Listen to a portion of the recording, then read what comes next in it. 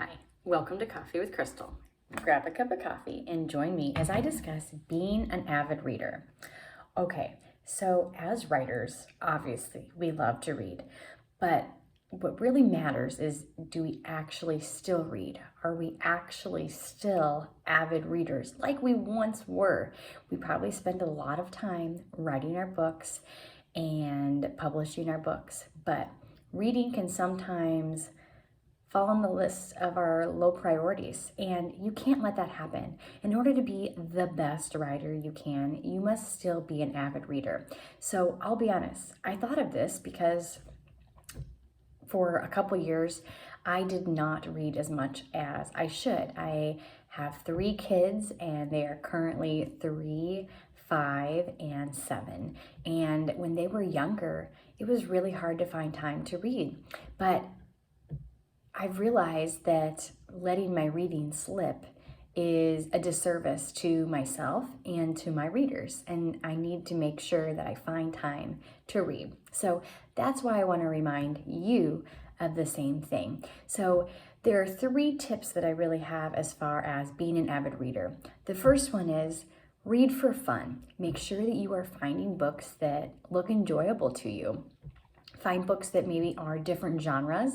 Even though I write sweet and wholesome romance, I love reading dystopian novels. Those are probably some of my favorite.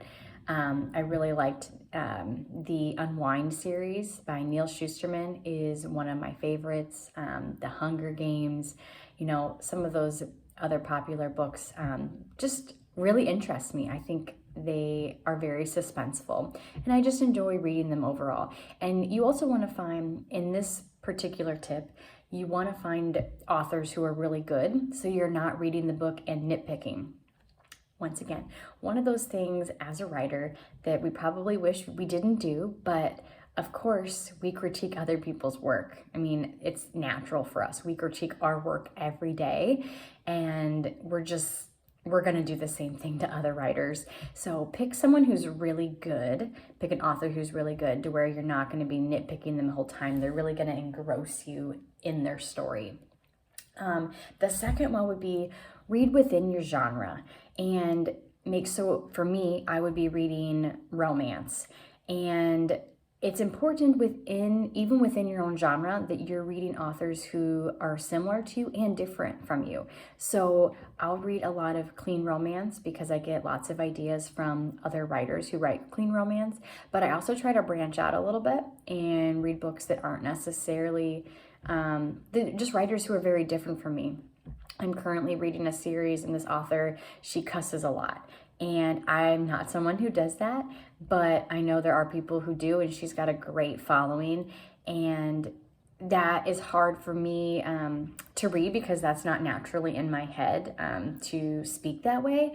But she's an amazing author. She's got some great romance series where you follow siblings, and that's what I want to do with my next series. So I'm getting a ton of ideas from her of how to build a small town, how to take some of these minor characters and make them main characters in other books, how to take a subplot from book 1 and basically take it throughout the entire series. I mean, it's amazing. So in this instance, when I read books in my own genre, I am critiquing them because that will make me a better writer. I critique them and figure out by the end of them, what did the author do well and what could the author have done better?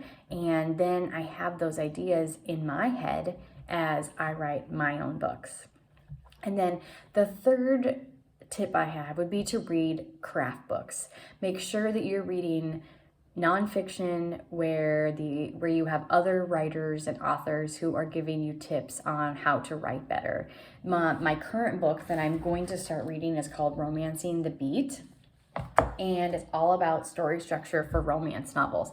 And of course, I've already written novels, so there might be some things in there that I already know, but I'm sure I'll pick up some new ideas. And it's just really important that we continue reading books that push us to our limits or that make us think in a different way and go, oh, I never thought about doing that in my books. So this is easy, right? An easy tip for the day. But it is hard. It is hard to find time. So if you are not reading as much as you should be, make sure that you set a time every day. Schedule it into your day just like you do your writing time, whether that's in the car line waiting for your kids, whether that's the first 10 minutes when you wake up, whether that's a half an hour to an hour at bedtime. Whatever it is, find that time. Even if it's 10 minutes, it may sound silly, but start small. Give yourself that 10 minutes. I'm sure you'll enjoy reading, so it will probably end up being longer than 10 minutes, but make sure you're scheduling that time to really allow yourself to become the best author you could be.